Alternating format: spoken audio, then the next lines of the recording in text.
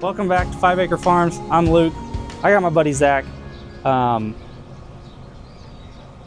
We're cooking chicken because we're chicken people. And so I'm gonna let him walk through what we're gonna do with the chickens. So I have with me 2 of my pastured chickens, and we're going to whip up. We're gonna find out if it's the best chicken recipe. And if you haven't heard me talk about Zach's channel yet, it's Fire and Ferment. He does everything cooking. I guess I can let him talk about it more here in a second, but every time I watch his video, I get hungry. So he knows what he's doing. I know how to cook a chicken, but I'm excited to see how he cooks a real chicken, like an actual tasty chicken, not a Sam's Club chicken. So like I said, Fire and Ferment, go check out his channel, subscribe to his channel. He's almost monetized, but with you guys' help, we're gonna get him there. And so, but we're gonna cook 2 chickens. 1 chicken for this video, and then he's gonna cook a chicken today as well for his channel. So I'll let him talk about both chickens, and then I'm gonna send him home with a bunch of goodies out of our freezer so I can clean it out. And you're just gonna have to go see, every time he posts a video, I'm gonna tell you guys to go watch it, because it's either gonna be pork chops or some of our bacon, or even maybe some of our wild game that we have. I don't know what we're gonna find in the freezer, but I guarantee you he's gonna make it taste really good. So anyway, I'll let Zach take it over and explain what we're doing today. Yeah, thanks Luke. Thanks my chicken people. Happy to be here. Yeah, Luke and I are childhood buddies. We've known each other pretty much our whole lives, from the same town.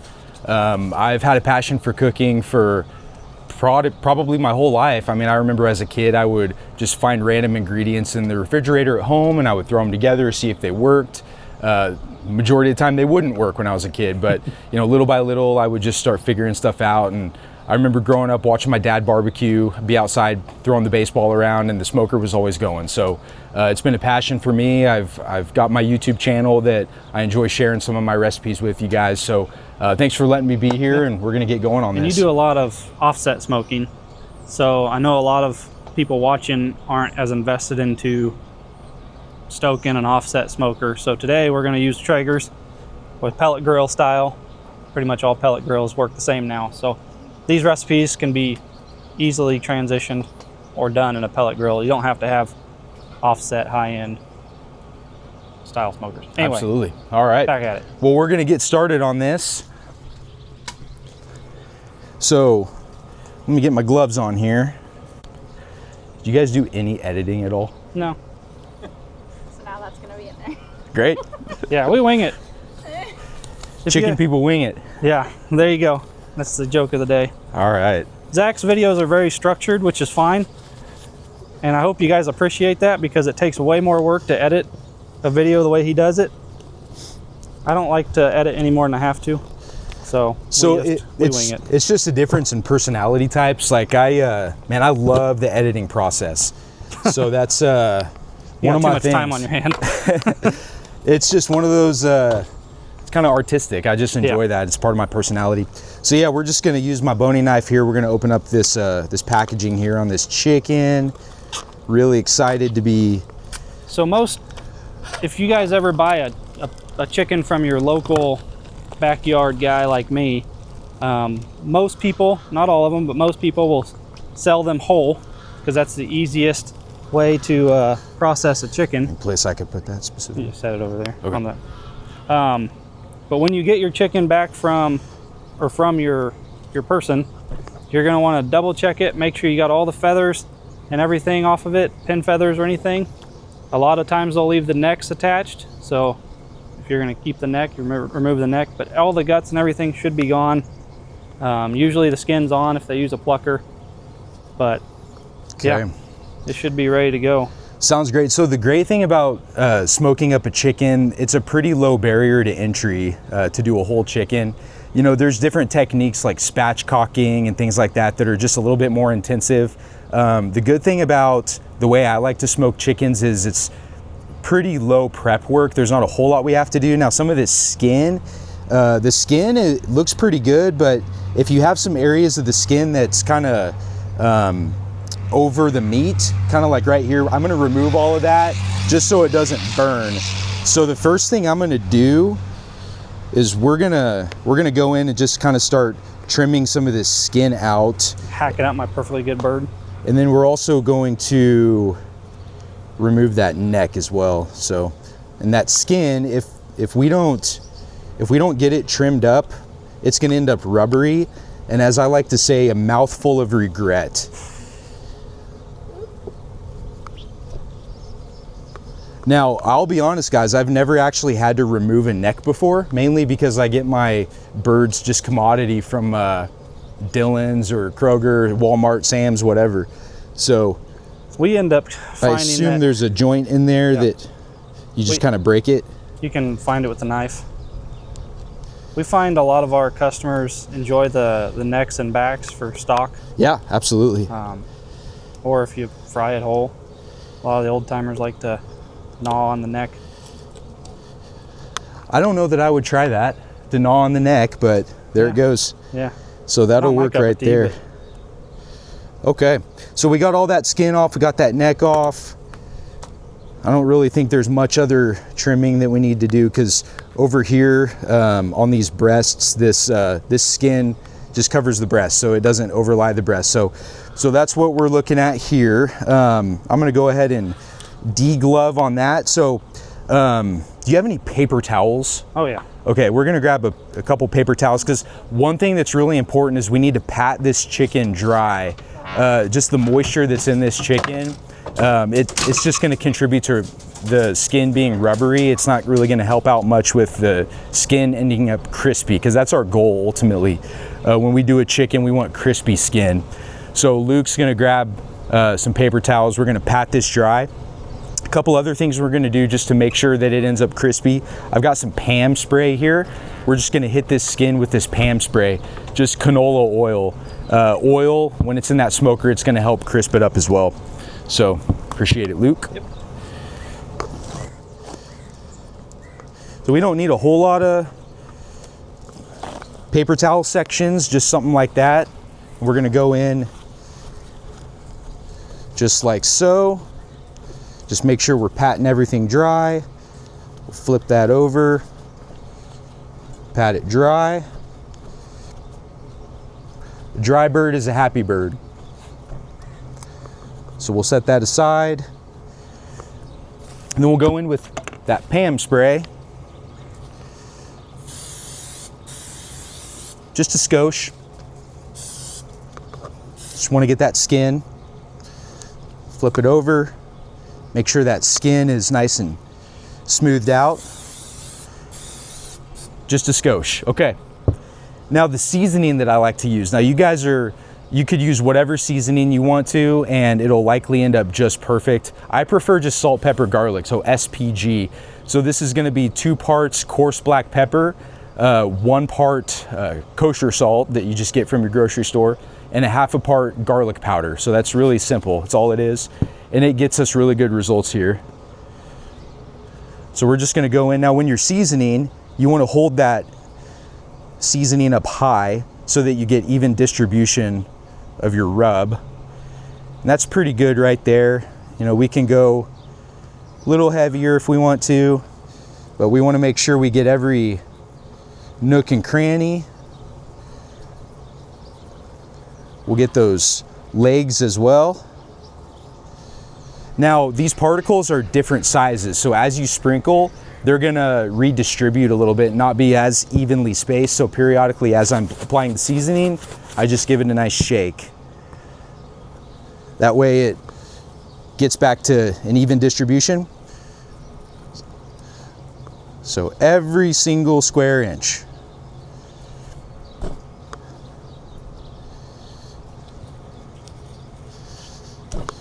And I even get the backside, get those wings. You gotta get the back straps. That's right.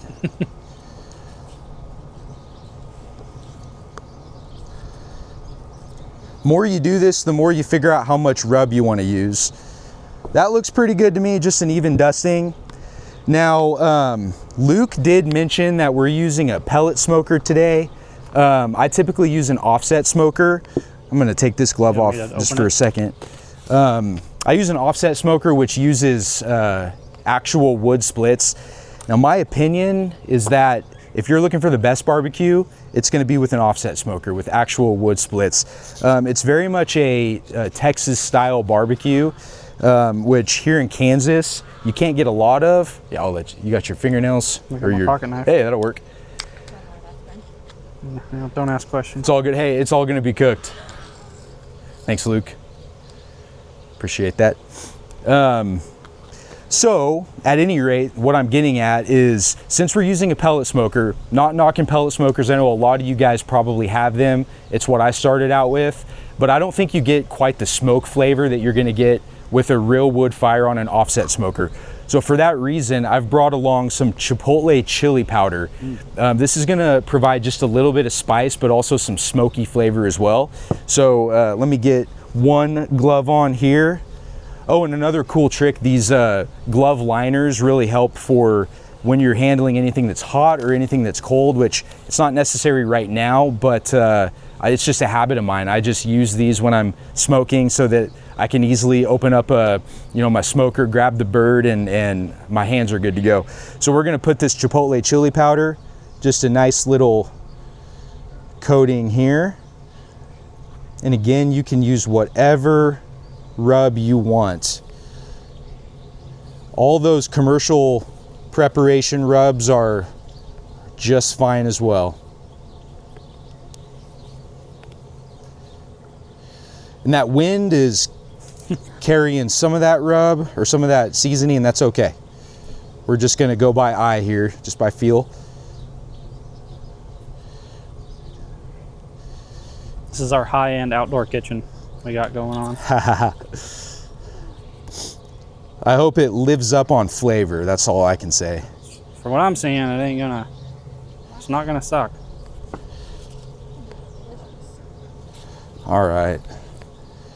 That looks just about perfect to me. Let's get a little bit of that leg there. Okay, so we'll set that aside now. Just a couple of other things here. So I've got my herb infused ghee. So if you guys aren't familiar with what ghee is, it's basically a clarified butter. I like to say it's better than butter.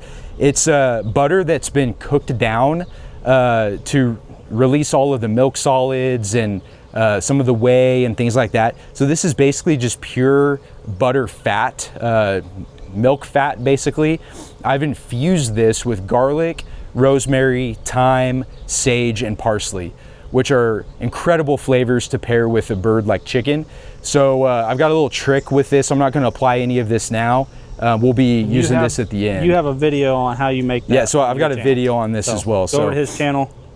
He uses that on a lot of stuff. A lot of stuff. I use it for steaks, I use it for Thanksgiving turkeys, and then I use it for chickens today. So if you want to learn how to make it, he's got a video on it. And it's really simple. It takes 30 minutes. So, okay.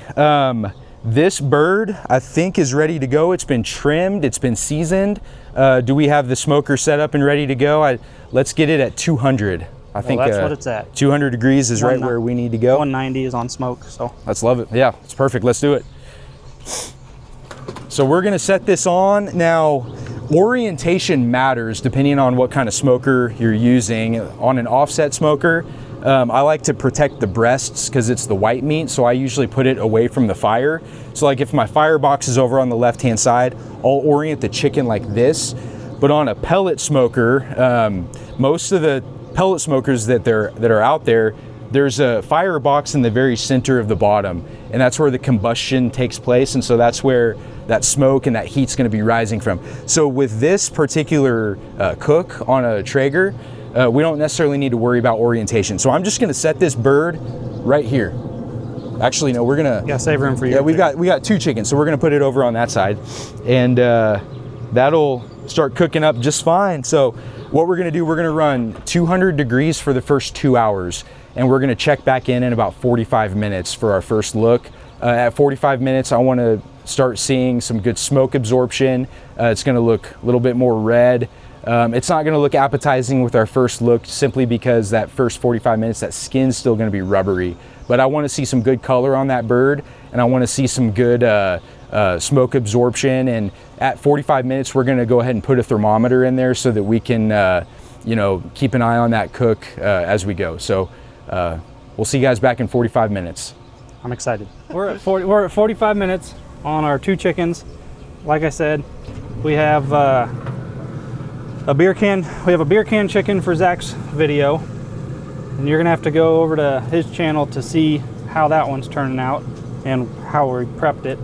But this is the chicken that Zach's preparing for this video, and like I said, we're at 45 minutes. We just bumped the temperature up to 225. So, is there anything I'm missing? No, that's it. So I'm gonna go ahead and put in a leave-in probe thermometer.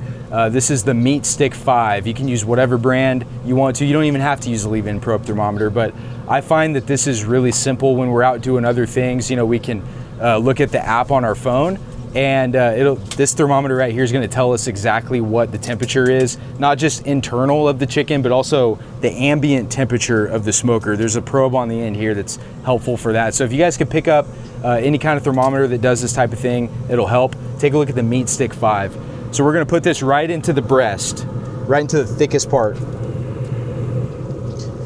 And then, yeah, we can close her down, and we're gonna check back in again in about 45 minutes. And guys, one thing I would say, I know I talked earlier about pellet smokers and how they're not gonna, they're not gonna, they're easy. They're super easy for sure. I love them though, because the smell here, guys, just pellets when they're burning, it smells delicious. I like it better than charcoal. I know you can get some really good cooks on charcoal, like not the good charcoal that you use. The, what do you call it? Chunk charcoal. Chunk charcoal.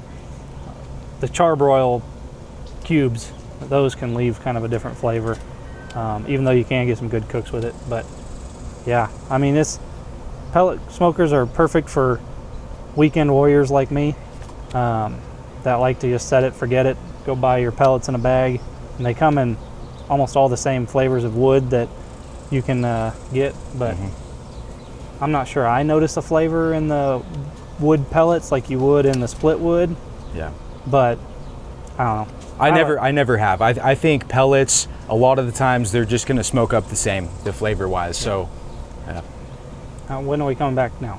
45 minutes from now. So we'll touch base again in 45 minutes. And so the first 45 minutes, and then now we're doing another 45 minutes with moving it up to 225.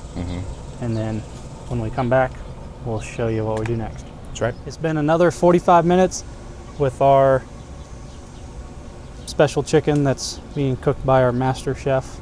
Are you a master pit master? What do you call yourself? You can call me a pit master. I'm just a dude. Just a fermenting barbecue. I don't even know what I'm saying. Just a backyard barbecuer.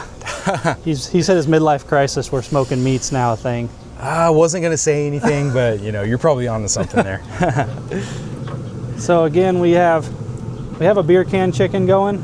You're gonna have to see the whole process on his channel for that one, but ours is just sitting on the crate. Yeah, so just like we talked about, what we're identifying here on this chicken, it's getting some good red color. Red color in barbecue is the same thing as smoke flavor buildup. So as we're going low and slow, that smoke is absorbing into this chicken, and that skin is still gonna be pretty rubbery. Again, what we're really going for is crisp chicken. We'll get to that spot here later, but for now, what we're doing here is we're just laying on smoke flavor. And that's the thing about when you're smoking something, smoke tends to absorb at a lower temperature of cooking. So that's why we start our cook at 200, 225 in that range. If you were to cook at a higher temperature, you really limit the amount of smoke absorption that you get. So, you know, sometimes there's the role for higher temperatures with barbecue, and we'll get to that here later in this cook. But again, right now it's all about laying down smoke flavor. The only other thing I would add is that internal temperature wise, it doesn't matter the cut of meat, it's actually going to stop absorbing smoke flavor once it hits about 120 to 140 degrees internal. And after that, you're just cooking. Yeah. So really in barbecue, it's kind of a little secret. if you're cooking something and it's 11:30 p.m. and you're tired and you're at 120, 130 degrees, just grab the thing and put it inside, put it in the oven, lay down, and go to sleep. So we're just gonna give this another 30 minutes at this point. We'll check back in at the 2-hour mark. I expect it's gonna be quite a bit more red, and that bark with those seasonings are gonna set even more. And we'll see you guys back at the 2-hour mark. Same temperature, 225. Same temperature. So you guys have to go watch Zach's video now, because we just did a whole question and answering on not just chickens, but on beehives. So it's loaded with information, and he asked some pretty interesting questions that got a different perspective that you guys might not have heard. But I'm gonna give Zach one of our sweet nectar of the gods jars of honey, and he's gonna use it on some type of something on his channel. So that's up to him, but you're gonna have to go over to his channel and figure out how he cooks with our honey, and I'll let you taste it here so you know what real honey tastes like. Wow. Thank you so much, Luke. That's really good. Yeah, wow. It has a little different flavor profile than your store-bought honey, so. But probably next week, I'm going to give away those 5 sample honeys that I have, that I promised I would. So go back and watch that video, the Quit Eating Junk Honey. Watch it, comment on it, because probably next week when Jorge comes back out here, we're going to pick the winners for those giveaways. So let's go check on our chickens. Let's do it. Okay, so we have been, this last check was 30, this one's 30 minutes. Yeah, so 2 hours total now. So we did 45, 45, 30. We cranked the temperature after the first 45. Correct. So we started at 200, then after the first 45 minutes, we cranked it up to 225. And up to this point, it's just been laying down smoke, starting to cook. Yeah. So let's open these puppies up. Ooh, yeah, they're starting to get nice and crispy. Yep, look at that. So quite a bit more color, quite a bit more smoke absorption. And the other thing I would add is that this bark is really setting. The seasoning is pretty well stuck on there. It's not flaking off nearly as easily. That skin is drying out, exactly what we like to see. I know these are gonna be delicious. What's the internal temp? So yeah, we just checked the internal temp on our apps, and we're running both chickens, but this is the one that we're focused on for you. About 115 to 120 in the breast. And that's right where we need to be at this point. So 2 hours in, we're actually gonna crank the temperature up to 325 on the smoker. And the purpose of this is we're just gonna cook it hot. Since these are just about done accepting smoke, it's not about laying smoke down anymore. It's all about cooking these chickens and getting them finished up. But we wanna cook them in a way now that the skin is gonna crisp up. And that skin benefits from really high heat. So 325 is gonna be the magic number. We'll let them ride for just a little bit longer. It's not about time, it's all about internal temp. So we're gonna be monitoring that internal temp. Once those breasts hit about 160, then we're gonna take them off. Now the final finished temperature for chicken breast is 165. Now there's a few things that you can talk about regarding that. If you take it off at 160, it's gonna carry over cook up to 165 to where it's finished up. But you can actually eat chicken if it's been cooked to a lower temperature, as long as it's been maintained at that lower temperature for long enough. So it's a logarithmic scale for killing off things like salmonella. It's what you worry about with chicken. You know, 165 will kill salmonella instantaneously. So that's why the FDA recommends that as your final cooking temp. But if you look at the scale, you can find these charts online. If you hold a chicken breast to 160 for 14 seconds, it'll kill off the equivalent amount of salmonella as you do instantaneously at 165. And then it scales from there. So you can actually cook a chicken to 155 or 150 or even 145, 140, as long as you maintain it at that temperature for long enough. It's safe to eat. So 160 is gonna be our magic number. We're just gonna keep an eye on this. I anticipate maybe another 30 minutes or so. So Luke, I'll have you crank it up to 325. Let's do it. That was easy. Boom. Are you filming? All right, guys. I don't know if you can see me, but we got a little baby calf on the ground. We're out here filming with Zach with Fire and Ferment. And Autumn's freaking out. She's got a little sister. Her brother. But we've been waiting for this day for a while. Even Marley's coming to check it out. Sweetie's got a healthy little calf up and on her feet. Let's get around to the other side and check her out. So it's been 3 hours? 3.5. 3.5 hours for the smoked chicken. Yeah, so I grabbed internal temps on these before we opened this up, and we're hanging out right at 160, maybe 162. So this is ready to come off. The dark meat is actually at about 175, which is okay because dark meat has a lot more fat content. I would imagine a pasture-raised chicken, dark meat is probably that much more fat content. So yeah, these are ready to take off, and this one right here specifically, we're gonna pull it off and we'll slice into it and dig in, give it a try. Do you take it inside and put the ghee on it? No, so I think what we'll do, I was gonna leave it out here, but your dogs, that's risky you business. think they'll get to it? So we'll just take it inside and cut. Yeah, we'll take it inside. So I got my gloves, I got my glove liners underneath, so no big deal. I can just pick this chicken up just like so. And you can see how juicy that is. It's just dripping from there. So that skin's got some nice crisp characteristic to it. So we'll bring it over here, put it on the cutting board, and then let's bring it inside. All right, so now we're inside, and we've got this ghee on a pot here, and we've got this up to high heat, and we're basically just getting this ghee nice and bubbling and boiling. So what this ghee is gonna do, it's going to hit that chicken skin and it's really gonna crisp it up, but then it's also gonna add a bunch of flavor from this ghee. And I'll remind you, this ghee has garlic, rosemary, thyme, sage, and Italian parsley flavors all infused into this. So we're gonna let it get boiling hot. We're gonna take it and we're gonna just drizzle it over that chicken and we're gonna slice in. All right, so we've been heating this ghee up on high heat. It's really starting to bubble and smoke a little bit. So it's real simple. All we're gonna do, turn the heat off so we don't burn the place down, and literally just grab this ghee and we'll walk over. Smells so good. And yeah, just pour it on, just little by little. Not too much, we don't wanna rinse any of that rub off of there. Woo! Just on that skin, just get it nice and crispy. Oh, look at it shrink up. Okay, This might be the probably good. This might be the game changer here. All right. So I don't need a heating pad for that, do I? No. Okay, I'm just gonna move this over. We'll set that down. We can move this chicken back. Now, when I carve up a chicken, I use two different types of knives. I have my boning knife and I have my slicing knife.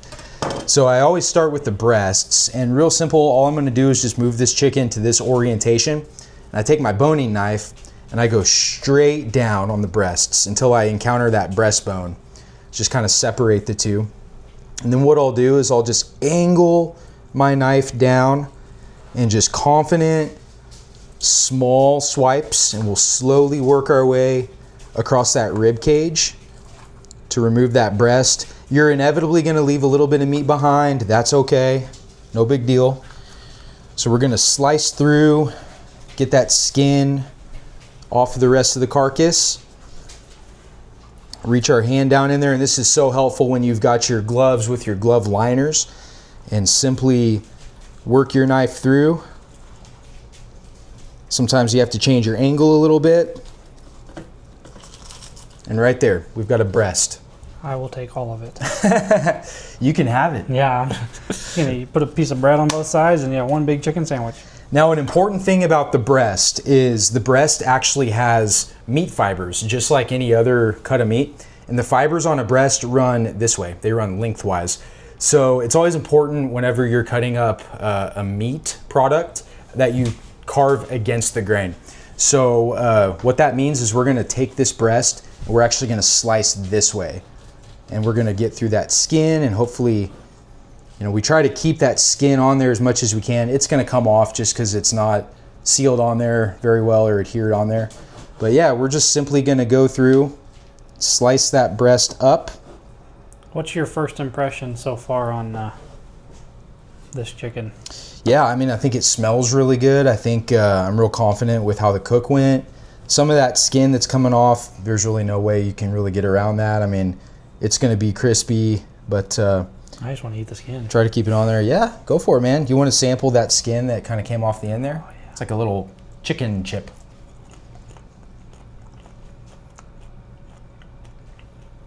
Crispy. Salt, pepper, garlic. Packs a ton of flavor. Not overwhelming. You can taste that. What was that, spicy stuff? It was chipotle chili powder. Yeah. Now it's coming. But, man. You want to get that little, it's like a little chicken burnt end. Yeah. Oh, yeah. You can even taste the salt, pepper, garlic in that. Wow. Yeah, so what happens, the longer the cook, if it's a few hours, that salt's going to penetrate down through there. There's a process called dry brining that some folks will do where they'll salt their meat, keep it in the fridge for a few hours or overnight. When you're barbecuing and that chicken's on there for 3.5 hours, that salt has enough time to penetrate to the center of that meat. So that's how you can get all that flavor packed into the center of that breast. So I'm going to give it a try here too. I'll just grab this next one up in line. That was surprising how much flavor was in the meat, not just in the skin. And the juiciness. Oh yeah. Okay. Pasture raised is the way to go. I'm telling you, man. Mm-hmm. Wow. So much, like, it feels just plumper, juicier. Mm-hmm. And it like drips when you squeeze it, not dried out. I'm going to get these legs off of here. Yeah. We can That'd dig be in. really good. So I just find the joint, and usually if you just twist it like that, you'll pop that joint out of the socket. So you find it, and all you got to do is take your knife and just open it up, just like so. So there's a leg right there. We'll get this one too. So just kind of start it, grab it confidently, find that joint. You'll hear a little pop. And then we'll take our knife. We'll get the rest of that skin off. You want one? Probably gonna have to let it cool down a little bit. Well, I guess that's an You option. can try it. I'm gonna try it. Yeah, I'm sure it's hot.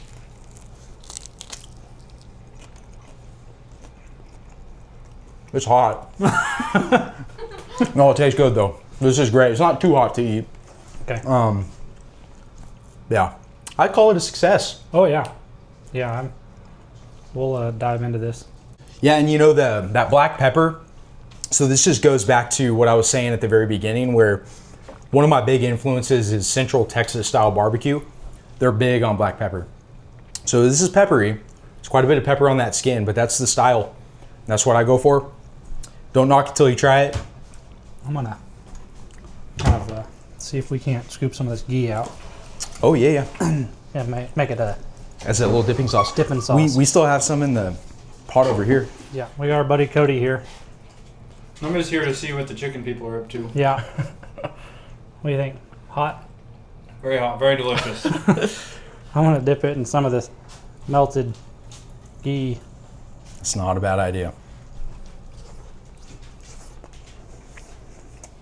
Oh yeah, Woo! Hear that crackle. that's hot. You want to hold drumstick? Chawing it like a caveman? Caitlin, you want to try it? Yeah.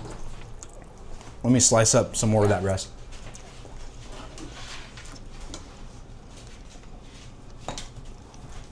Got a little heat to it, like a back end heat. Yeah.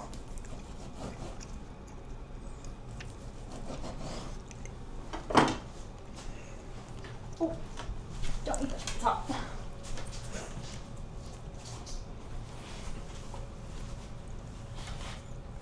Definitely taste the smoke. Mm-hmm. It's good.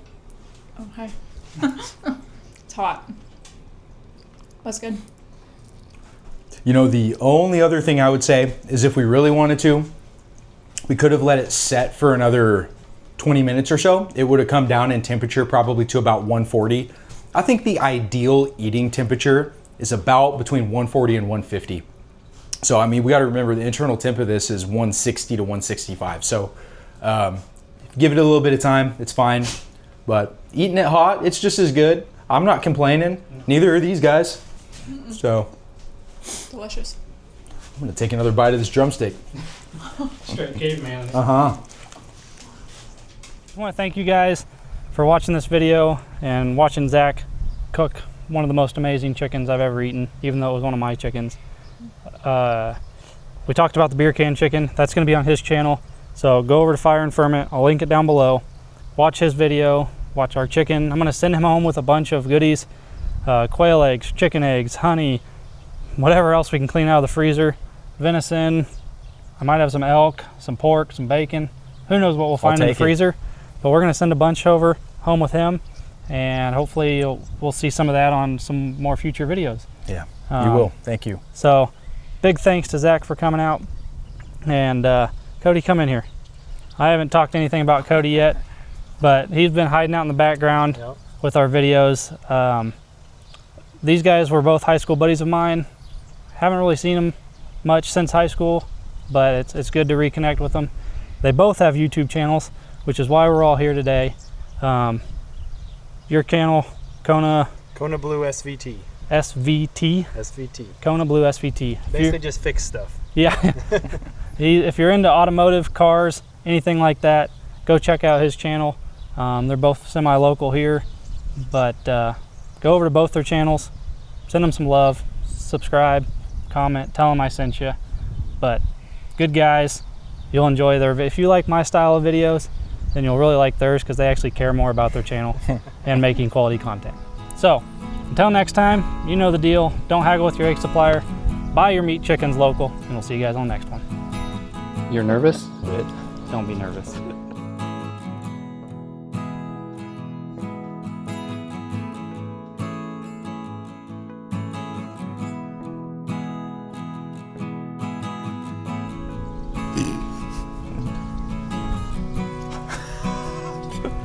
Ain't nothing scripted here.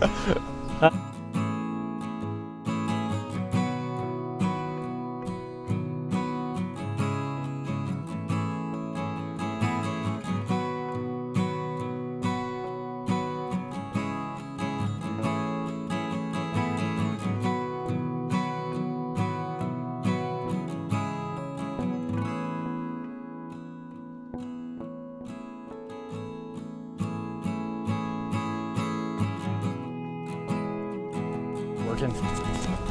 Test 1 2, test 1 2. So this is your chicken. My chicken. Yep.